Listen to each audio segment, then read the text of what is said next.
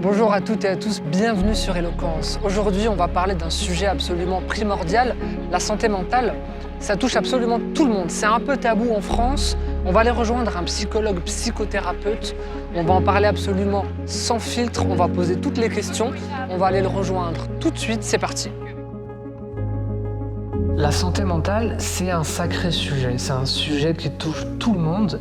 Mais j'aimerais avoir ton postulat là-dessus. Est-ce que la santé mentale, c'est un sujet tabou, de surcroît en France? Et si oui, pourquoi ça l'est? La santé mentale, historiquement, ça a toujours été quelque chose qui a été assez effrayant pour la plupart des gens parce que à partir du moment où tu mettais ton pied dans un hôpital psychiatrique ou une entité qui était reconnue pour traiter les maladies mentales, tu étais considéré comme fou. Et à partir du moment où c'était le cas et tu avais ce coup de tampon, tu étais entre guillemets exclu de la société. D'accord. Parce que jugé imprévisible, parce que jugé dangereux, pour tout un tas d'autres raisons. Et donc ça a beaucoup souffert de stéréotypes qui font que c'était ultra tabou que de dire qu'on avait besoin d'aller voir un psychologue, d'aller voir un psychiatre. Parce que derrière, ça nous mettait cette étiquette-là, mais qu'on n'avait pas besoin ni envie. Est-ce qu'à l'heure actuelle, c'est toujours le cas? Ou est-ce que ça commence à se démocratiser ou pas? Ça se démocratise de plus en plus et ça, on peut dire merci quand même aux réseaux sociaux. Bon, c'est toujours pareil que les réseaux sociaux, ça apporte une partie de positif, mais aussi pas mal de négatif. Mais dans le positif que ça amène, c'est que ça donne la voix à beaucoup de gens. Et on va dire que notre génération, la génération trentenaire ou même celle d'avant, ça se démocratise énormément et surtout via l'aide des artistes. D'accord. Je pense à des personnes comme T'as des exemples là-dessus? Stromae notamment, qui a vécu un burn-out. Bon, lui c'est dans un contexte spécial, mais voilà, qui en parle ouvertement de sa santé mentale. On a les rappeurs Big Flo et Oli qui parlaient d'une thérapie de couple qu'ils ont pu faire pour parce qu'au bout d'un moment ça faillitait un peu. Enfin voilà, on a plein d'entités comme ça. Teddy Riner aussi, qui représente quand même la force, la puissance, la performance. J'ai vu son interview où il parlait, il faut dédiaboliser. Et lui qui est suivi par une psychologue, alors j'ai plus son nom, mais j'ai que son prénom, c'est Mariam, je crois, et qui est suivi, je crois, depuis qu'il a 13 ou 14 ans. Okay. Et il dit que voilà, sans elle, il ne serait pas ce qu'il est devenu aujourd'hui. Alors bon, il est quand même beaucoup responsable de ce qu'il a fait, mais que ça l'a beaucoup aidé. Et ça aide à casser ce tabou que il faut surtout pas aller voir un psychologue ou un psychiatre, un psychothérapeute, parce que sinon on serait fou. Et il y a un peu ce côté, j'ouvre la boîte de Pandore, où il n'y a pas de retour en arrière possible. Ce que tu dis, c'est que le fait qu'il y ait des grandes voix, des grands noms fédérateurs qui parlent de ça, qui dédiabolisent ça, c'est très important. C'est essentiel. C'est vital qu'il y ait des personnes qui puissent s'exprimer et dire qu'on peut y aller sans problème, ça ne fera pas de vous quelqu'un de fou, ça fera pas et puis même si c'était le cas, c'est pas grave. Au contraire, justement, si c'est le cas et que vous avez l'impression que vous perdez la raison, parce que c'est de ça dont on parle en réalité, quand on parle de folie, c'est qu'il y a une déconnexion avec la réalité. Donc si vous rentrez dans ces conditions-là, ne vous abstenez pas d'aller voir un professionnel par peur du jugement des autres. Donc c'est très important qu'il y ait des voix qui s'élèvent et qui invitent les jeunes générations, mais aussi les plus anciennes, à prendre soin de leur santé mentale au même titre que leur santé physique. Toi qui es un professionnel de ces sujets, est-ce que tu trouves qu'il y a une sorte de honte en filigrane, on va dire un peu implicite, à aller consulter ou à dire qu'on a besoin potentiellement de se faire aider? Tout dépend des générations, tout dépend des milieux sociaux, tout dépend de la culture de l'individu, mais c'est vrai que pour certaines personnes, il y a une vraie honte à aller voir un professionnel. Je prends par exemple la communauté africaine, mais au sens large, autant maghrébine un peu moins. J'ai mon patronyme qui aide aussi pas mal, Medjed Boussaba, à attirer une communauté maghrébine, voire musulmane, mais ça aide à désamorcer la honte potentielle qu'il pourrait y avoir. Mais de manière générale, c'est vrai que si on met de côté la culture, pour certaines personnes, il y a une vraie honte à y aller parce que c'est un aveu de vulnérabilité. Ah carrément, ça serait un aveu de faiblesse pour certains d'aller consulter? Complètement. Ça peut même être un aveu de faiblesse. Pour X raisons, la société, les médias vont y participer d'une certaine manière. Il y avait tout un culte, une période de l'entrepreneur à succès qui s'est hissé au plus haut des sommets à la seule force de ses bras. Il y a un peu ce culte-là qui est beaucoup apparu, qui a beaucoup été entretenu d'abord dans le milieu plutôt américain, puis ensuite en France, et qui sous-entend que si vous n'y arrivez pas, c'est que vous n'avez pas les capacités, c'est que donc vous êtes faible. Et donc, si déjà de base, on n'est pas capable de se hisser de notre propre chef vers ces sommets-là, alors qu'est-ce qu'on dit des personnes qui sont plus basses encore que ça?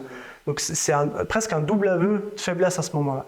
Et dans n'importe quelle situation, à partir du moment où on demande de l'aide à quelqu'un, c'est qu'entre guillemets, on n'est pas capable de le faire soi-même. Donc il y a vraiment ce côté-là où demander de l'aide, c'est s'avouer faible, c'est s'avouer vulnérable, et donc on n'a pas envie de paraître faible ou vulnérable. Il y a des personnes pour qui c'est une honte même d'être en séance face à moi, ou face à d'autres thérapeutes.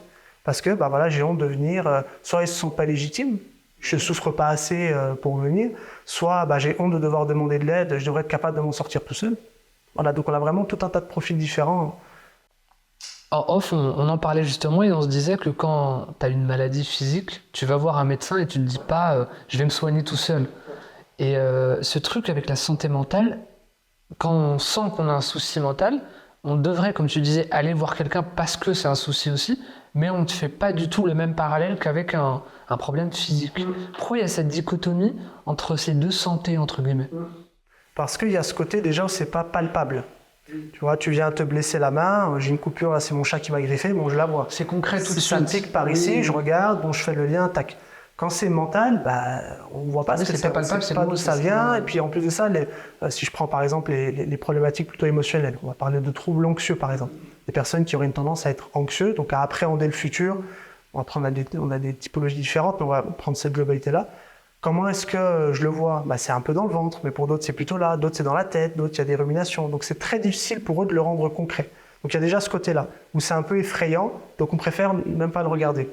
Pour certaines personnes, elles vont avoir l'habitude d'utiliser certains acteurs dans leur environnement. J'ai une blessure, j'ai un rhume, je tousse, donc je vais voir un médecin. Et c'est pas aussi immédiat quand c'est dans le secteur de la santé mentale, parce que voilà, quand on revient tout à l'heure à cette question des tabous et de la honte, c'est qu'on a l'impression qu'on ouvrirait la boîte de Pandore et qu'il n'y aurait pas de retour en arrière possible. Et on viendrait acter que l'étiquette, oui, j'ai un problème. Tu vois, c'est vraiment presque c'est irréversible, il n'y a pas de retour en arrière possible. Alors que non. Tu vois, je prendrais une personne qui souffrirait d'attaques de panique. Donc c'est une montée d'angoisse soudaine, sans forcément une raison qui est expliquée. Et donc vraiment, à ce moment-là, on a l'impression qu'on va mourir. Donc la plupart des personnes appellent les urgences.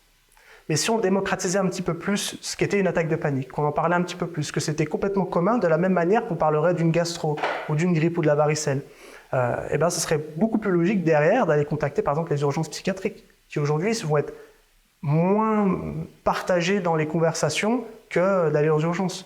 On entend plus souvent dans notre entourage, j'ai été aux urgences pour X ou Y raison, que j'ai été aux urgences psychiatriques pour telle ou telle raison. Alors que pourtant, ça fait partie de la même chose. Alors, j'ai un point tout trouvé avec ce que tu viens de dire. Il y a souvent le mot fou qui pop comme ça dans les conversations. Ah, t'as vu, il est allé consulter, il est peut-être un peu fou.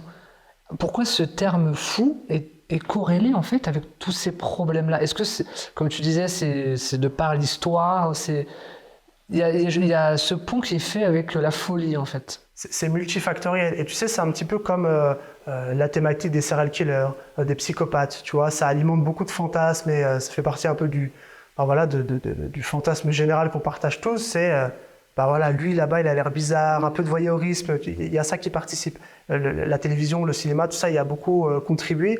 Je prends l'exemple du film Split, avec une personne qui souffrirait de troubles dissociatifs de l'identité. Donc il y a plusieurs entités, identités, certains parlent d'alter, dans une même personne. Et donc c'est la bête féroce, le dernier... Ce qui est différent de la schizophrénie? Ce qui est différent de la schizophrénie. C'est autre chose. Dans la schizophrénie, il n'y a pas de dissociation dans l'identité. Dans la schizophrénie, c'est qu'on peut avoir des délires, donc paranoïaques, avoir l'impression que le journaliste qu'on entend à la radio nous parle à nous, avoir l'impression que les gens dans la rue complotent contre nous. Voilà, il peut y avoir des délires. Il peut y avoir des hallucinations, il peut y avoir des hallucinations auditives, visuelles. C'est des personnes qui peuvent voir d'autres personnes, mais à aucun moment, ils sont différentes personnes. D'accord ? Et donc, le cinéma, les médias ont beaucoup contribué à ça en le rendant effrayant. Tu vois, une personne qui est folle, il faut tout de suite l'identifier. Parce qu'aussitôt que je l'ai identifié, moi, je peux plus facilement me protéger. Donc, il y a vraiment cette mise à distance du fou. Et donc, toute personne qui tendrait à se rapprocher de ça, il faut l'évincer du groupe parce qu'elle pourrait être potentiellement dangereuse. En fait, on a accolé le mot dangereux finalement à la folie. Exactement. Il y a eu un amalgame entre les deux où le facteur imprévisible de la personne est associé à la folie et donc à un potentiel danger. Alors qu'on sait qu'aujourd'hui, les données statistiques, les études nous le montrent, une personne qui souffrirait d'un trouble schizophrène... C'est un danger pour elle-même d'abord, non? Elle est d'abord un danger pour elle-même, mais à aucun moment, les stats montrent qu'elle peut être un danger pour les autres. Oui, donc c'est complètement une idée reçue. C'est complètement une idée reçue. On n'a pas aujourd'hui de données qui indiquent qu'une personne schizophrène serait dangereuse pour la société. Mais ça, si tu poses la question, tu vas dans la rue, tu fais un micro-trottoir, tu poses la question, je pense que beaucoup, alors ceux-ci ils ont été informés, etc. avant, mais il y a cette espèce d'amalgame qui est fait qu'elle serait dangereuse. Donc c'est pour ça qu'il y a cette grosse distorsion. Et je me rappelle, pour aller un peu plus loin encore dans l'explication, j'avais pris ma première claque que j'avais eue dans mes études de psychologie. Il y avait un professeur qui s'appelait Baptiste Ligné, et qui était mon professeur de psychologie clinique, et qui nous disait que, en fait, il n'y a pas une nette différence entre le sain et le pathologique. D'accord. En fait, il parlait de continuum. Tu vois, c'est pas noir ou blanc. Oui, bien sûr. C'est un dégradé de nuances qui va du noir au blanc. Donc, de la même manière, tu as un dégradé de nuances qui va d'un esprit, d'un cerveau sain à des troubles psychologiques. Et je me rappelle que ça m'avait mis une claque parce que je m'étais rendu compte qu'il n'y a pas une rupture aussi nette. Alors qu'on voudrait que ça le soit. Parce que plus je mets à distance cette folie, plus ça me rassure. D'accord, c'est intéressant ce que tu dis. C'est pas aussi net que ça. Au contraire, il y a tout un tas... C'est comme l'autisme. On parle d'un trouble du spectre autistique parce que c'est large. Il y a presque autant d'autistes que d'autisme. D'accord. Tu vois ? Donc, cette nette distinction, elle est aussi beaucoup alimentée par la peur qu'on entretient de la folie. Et qui nous rassure quelque part sur notre propre sort. Oui. Ouais. Parce que si je suis pas fou, je suis sain. Je ne considère pas que je puisse être au milieu ou à tête. Non. Soit je suis fou, soit je ne suis pas. Donc c'est aussi pour ça que c'est un tabou. Parce que si je vais, je bascule de l'autre côté. Il n'y a pas de retour en arrière possible. Alors que si. Un petit parallèle que j'aimerais faire avec les enfants. Depuis tout à l'heure, on parle des adultes, des trentenaires, des jeunes adultes ou moins jeunes. Mais tous ces troubles qu'on a évoqués, est-ce que ça touche aussi les enfants ? J'imagine que oui. Dans quelle proportion ? J'ai l'impression qu'on ne s'en rend pas trop compte, alors que des pédopsychiatres existent, etc. Mais est-ce qu'ils sont touchés de la même façon ? Oui, malheureusement. Alors, il va y avoir certains troubles qui se déclarent la plupart du temps un peu plus tard. Je pense à la schizophrénie qui peut arriver plus tôt quand on est jeune adulte. Mais malheureusement, oui, les enfants vont être touchés par des choses qui sont un peu plus connues socialement. Je parle des troubles dépressifs, je parle des troubles anxieux, ce qu'on appelle des phobies scolaires. Donc, ils peuvent être touchés par ça. Alors après, la question, c'est à partir de quand on peut considérer qu'il est touché par ce trouble-là. C'est toujours difficile parce que ce qui va nous permettre de diagnostiquer aujourd'hui, c'est principalement la parole de la personne qu'on a en face. Donc, comment diagnostiquer une personne qui ne parle pas ? Donc c'est toute des signes avant-coureurs. C'est toute la problématique de la pédopsychiatrie dans l'évaluation qu'ils vont avoir de certains troubles. Comment est-ce que j'évalue que je suis bien face, par exemple, à une dyslexie et que je suis pas face à un enfant qui est dans un environnement qui est trop pauvre par rapport au texte, par rapport aux lectures, etc. Donc c'est très difficile. Il y a les sociologues aussi, les psychologues, il y a un peu ces grandes bagarres, par exemple, pour ce trouble-là en particulier. Mais oui, effectivement, ils sont touchés. Des tentatives de suicide existent chez les enfants, des dépressions existent chez les enfants, des idées suicidaires existent chez les enfants et qui peuvent être causées par 1000 choses. Pendant longtemps, on a parlé du harcèlement scolaire, mais il y a un impact aussi qui est catastrophique des réseaux sociaux, où notamment chez les adolescentes, qui sont malheureusement moins protégées que les garçons, parce qu'aussi il y a des contenus qui sont différents, il y a des enjeux qui sont différents, mais où il y a des corrélations, donc pas causalité, c'est simplement qu'on voit que les deux marqueurs augmentent, mais entre l'apparition des réseaux sociaux, type Instagram, etc., puis associé aussi à certains contenus, et l'augmentation des troubles anxieux et dépressifs chez ces populations-là qui sont amenées à être sur les réseaux. Donc c'est une vraie question, la santé mentale chez les jeunes, et au plus tôt on intervient, mieux c'est, parce qu'au plus tôt on développe les compétences qui nous permettent de nous sortir de ces troubles, au mieux on aura des adultes qui seront capables de s'en sortir sans que ça soit trop catastrophique. Alors il y a une précision qui me vient. Tu dis, on trouve d'où ça vient chez les enfants, etc. Mais à contrario de l'adulte ou du jeune adulte qui peut verbaliser son ressenti, etc., l'enfant, c'est très difficile à verbaliser. Donc c'est d'autant plus difficile, je pense, pour le professionnel de déceler de manière aiguisée un diagnostic. Oui. C'est très difficile pour eux parce qu'encore une fois, on se base sur ce que la personne nous raconte. Et j'avais encore hier en consultation un jeune adulte qui avait vécu du harcèlement quand il était plus jeune et qui n'en avait pas parlé à ses parents. Et ses parents, encore aujourd'hui, alors qu'il a quasiment la trentaine, ne sont pas du tout au courant que quand il était en 4e, 5e, il était à deux doigts de se suicider. Donc c'est quand même c'est très difficile parce que certains enfants sont experts dans leur capacité à masquer ce qu'ils ressentent. Donc ils sont experts dans leur capacité à faire taire leurs émotions, à raconter que tout va bien, alors qu'au fond, il n'y a rien qui va. C'est compliqué. C'est compliqué. Puis ça fait mal au cœur de se dire que pour X raisons, il ne s'est pas senti peut-être suffisamment en confiance pour pouvoir exprimer ça, mais c'est compliqué. L'entourage a une responsabilité dans l'écoute, dans le fait de déceler des signes potentiellement avant-coureurs? Responsabilité, c'est le bon mot.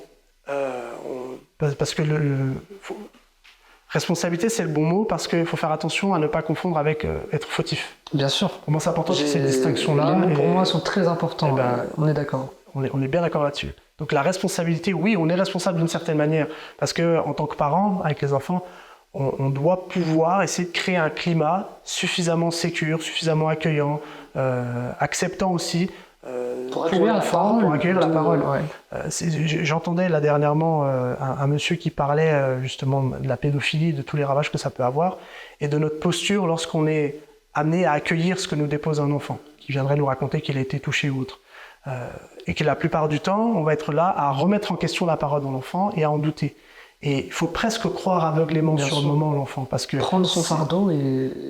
Exactement, parce que si le premier message qu'on lui envoie, c'est la remise en question, c'est « mais non, mais est-ce que tu es sûr ?»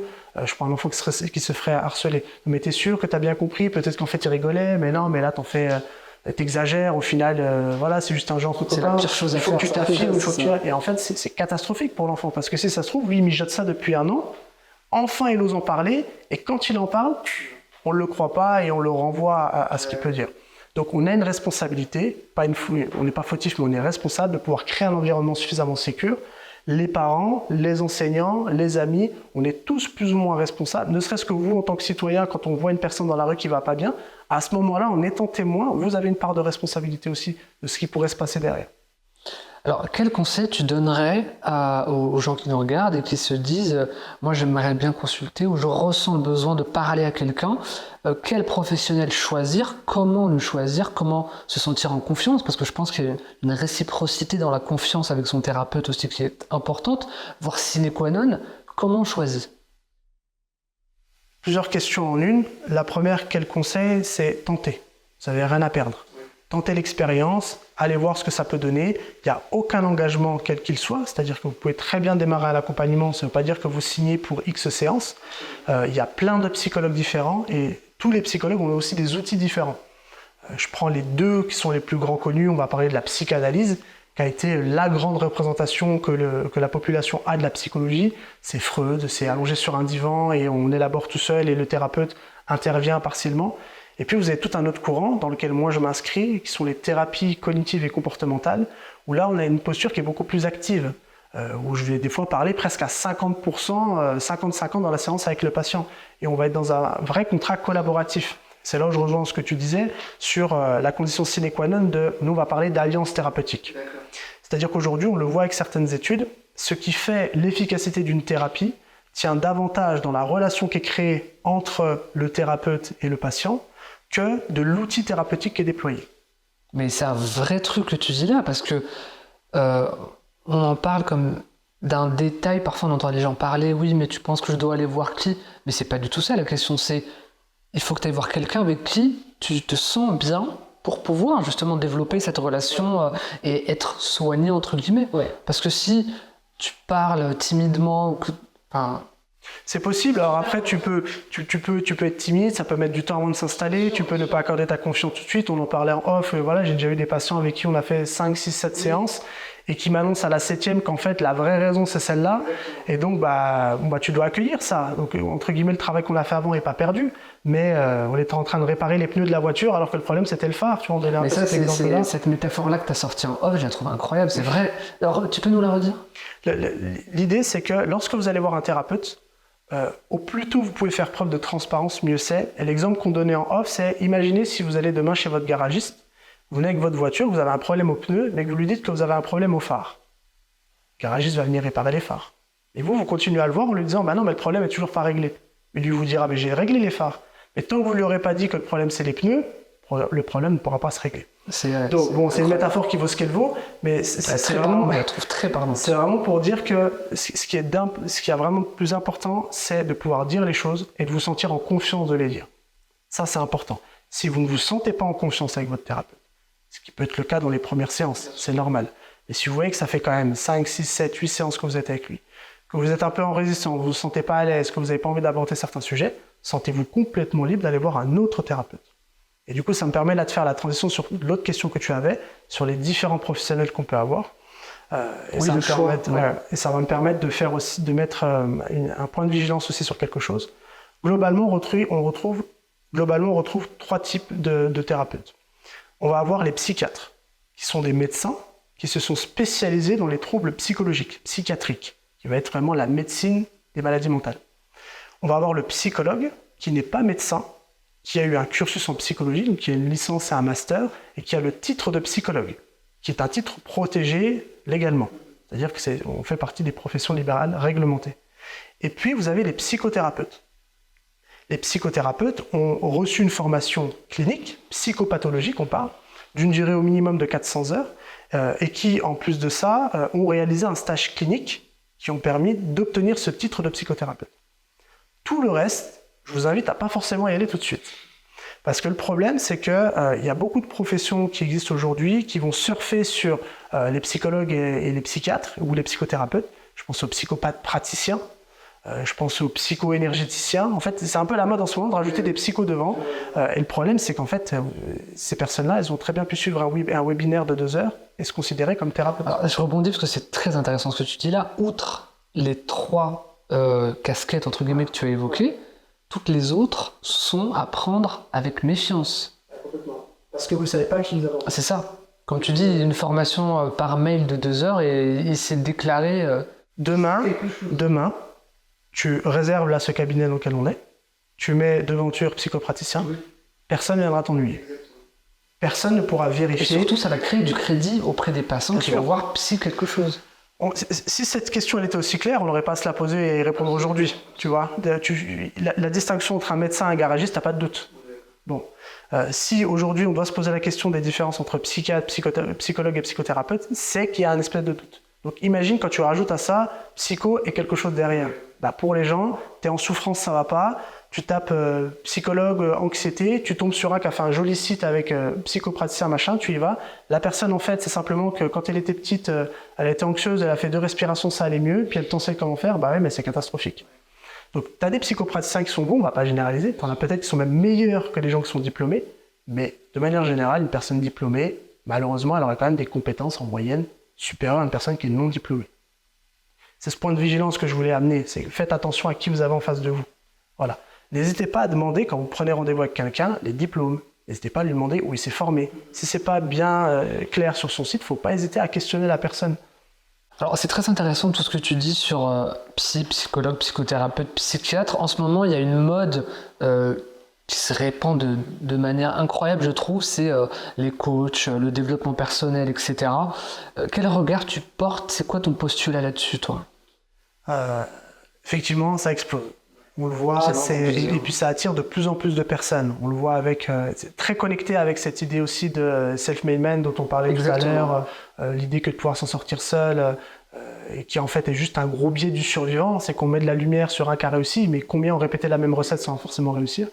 Donc ça ne doit pas nous servir d'excuse pour ne pas tenter, pour ne pas être audacieux et tenter des choses, mais en revanche c'est quand même dangereux dans le sens où beaucoup sont coachs en développement personnel. On a eu un gros essor aux États-Unis qui commence de plus en plus à arriver en France. Tony Robbins, machin. Voilà, exactement. Alors là, je vois sur les réseaux sociaux, et je suis coach anxiété, je suis coach dépression, et je suis coach burn-out. Et en fait, ça, c'est un gros problème parce que... Coach burn-out, c'est très gros. Mais il y en a de plus en plus. Mais il n'y a pas de diplôme. C'est-à-dire que, encore une fois, n'importe qui... C'est un mot valise, en fait. Oui, tu regardes, tu peux demain ouvrir un cabinet et te faire appeler coach de vie, coach et pratiquer. Sauf que c'est un problème parce que ces personnes-là vont se servir du statut qu'ils ont auprès des personnes qui sont en souffrance et vont proposer des techniques, mais c'est super dangereux. Qui sont basées sur rien. Qui sont basées sur rien. Alors, ça exclut pas le fait que peut-être que parmi tous ces coachs-là, il y en a un qui effectivement fait du super travail et qui n'a pas le bagage ni théorique, scientifique ou autre. Mais la plupart du C'est temps, infime, ouais. c'est très très très dangereux. Combien d'histoires j'ai entendu de gens qui sont partis, on prend Tony Robbins, qui ont hypothéqué leur maison, qui ont vendu leur voiture pour pouvoir se payer une place et aller et dire allez t'es triste, arrête. Oui mais non ça peut pas fonctionner ça. Faut sortir de ça. En fait c'est encore une fois on est dans ce continuum. La problématique qu'on a c'est que on met des mots, des étiquettes sur certaines pathologies. C'est aussi une critique qui est faite. Il y a un grand manuel dans les maladies mentales qu'on appelle le DSM. Il y a aussi un autre qui s'appelle la CIM-10, la classification internationale des maladies. Le DSM-5 aussi, c'est voilà, DSM-5, et puis le prochain sortira peut-être dans 10 ans. Et puis la CIM, classification internationale des maladies, il y a aussi un chapitre sur les maladies mentales. Et oui, effectivement, on peut mettre des étiquettes. Si on souffre de dépression, selon ces critères-là, c'est que on a ce qu'on appelle de l'anédonie, une perte d'intérêt, on a des idées dépressives, on a un sentiment de vide, de tristesse. Voilà, on a des critères. Le problème, c'est que une dépression d'un individu à l'autre est causée par des choses complètement différentes. On est très mauvais dans l'étiologie des maladies. L'étiologie, c'est l'étude des causes des maladies. Aujourd'hui, on n'est pas capable d'expliquer pourquoi une personne tombe en dépression. D'autant plus qu'on a beaucoup d'histoires qui montrent qu'en fonction du type d'alimentation qu'on a, ça peut créer des dépressions. Il y a des histoires de personnes qui, pendant 15 ans, ont été sous antidépresseurs, et au final, en se complémentant en vitamine D, oméga 3, etc., en faisant attention à leur alimentation, les dépressions disparaissent. Donc il faut vraiment être humble par rapport à ça. Donc si déjà, en tant que chercheur, en tant que thérapeute, on est humble par rapport à ça, les coachs doivent l'être 2 fois plus. Et être bien attentif à pouvoir proposer de la pédagogie et pas de la thérapie. La thérapie tente de soigner un trouble psychologique. La pédagogie tente de transmettre des outils qui ont pour but pas d'améliorer la souffrance dans l'individu, qui ont pour but de travailler certains aspects, presque par curiosité, mais il n'y a rien de thérapeutique là-dedans. Si vous n'allez pas bien, n'allez pas voir un coach en développement personnel. Mais c'est quoi? C'est marketing finalement? C'est marketing, bien sûr, parce qu'il y a de l'argent. Une personne en souffre. C'est le même principe. J'avais des cours là-dessus sur la psychologie dans la vente ou autre. Si vous voulez faire en sorte de pouvoir vendre un produit à quelqu'un, vous allez appuyer sur sa souffrance. Regardez à quel point c'est difficile, voilà ma solution. C'est exactement la même chose. Vous êtes face à une personne qui souffre d'anxiété, qui, parce qu'elle est tellement anxieuse, ne peut plus sortir, ne peut plus voir ses amis, ne peut plus faire d'activité, doit arrêter le sport qu'elle aimait tant, perd son travail. Et là, vous lui dites, avec mon coaching, machin. Oui, le Tetris t'arrête dont tu parlais. Pour seulement 2 000 €, les un quart d'heure, vous allez mieux après. Évidemment.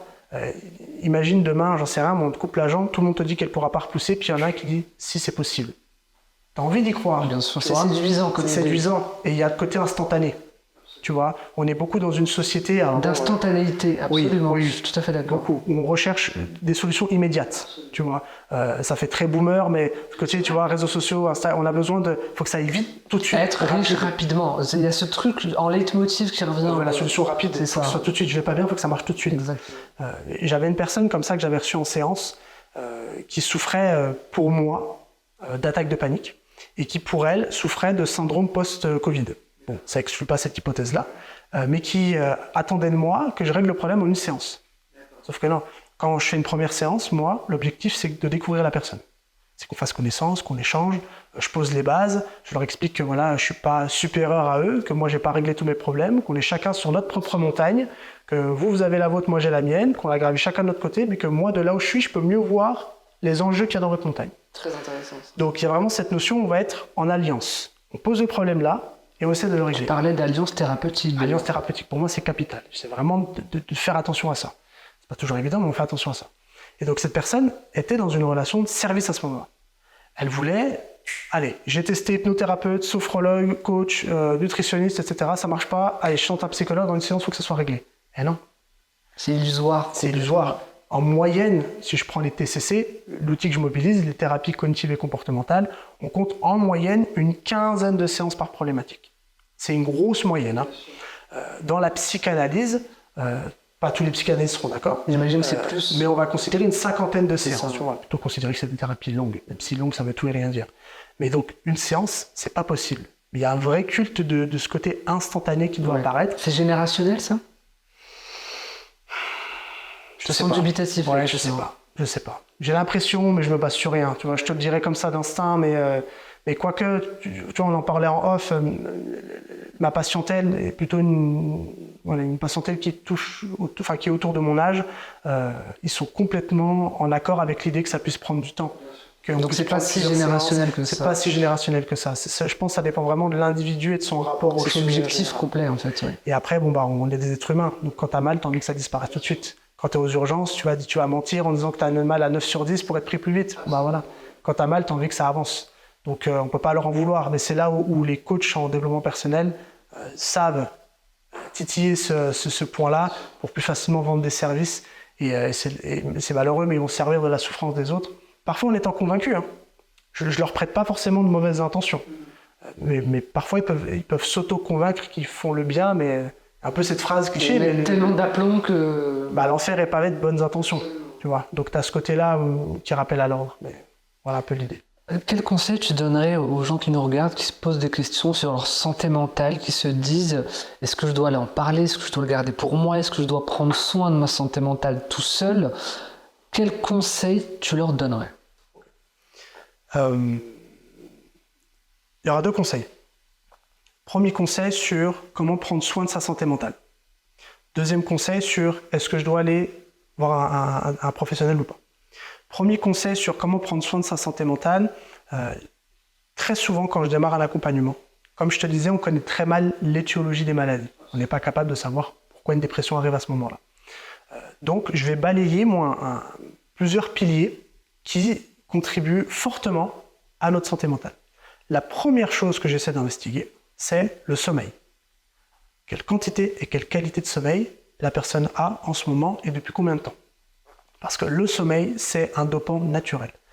Quel que soit votre objectif, presque, qu'il soit sportif, académique, bien-être, santé mentale, peu importe, si vous dormez, généralement ça s'améliore.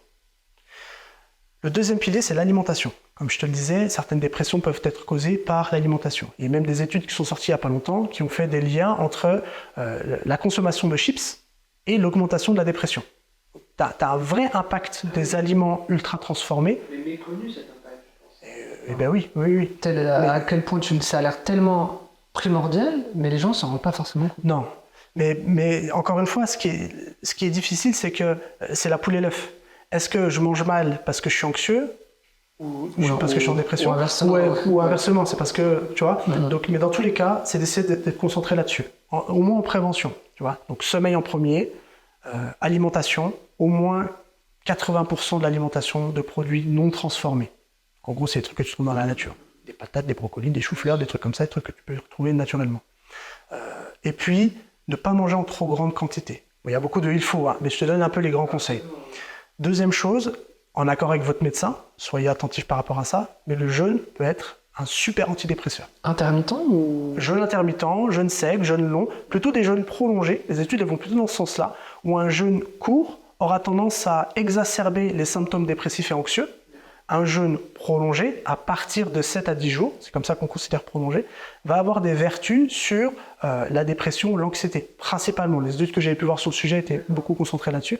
Donc de pratiquer le jeûne aussi, ça peut être intéressant. Ça régénère un peu l'organisme. Ça régénère complètement. Tu as, en fait, de par l'activation de la gréline, qui est une des hormones qui est déclenchée lorsque tu as faim, tu as une autre hormone, le BDND, je ne sais plus, je vais dire une bêtise, il y a un truc comme ça. J'ai plus l'hormone exacte, mais qui va venir sécréter, qui va être sécrétée dans le cerveau et qui est en fait un antidépresseur naturel. Donc, sommeil, alimentation. Troisième, le mouvement. Je ne parle pas forcément de sport, mais il faut bouger.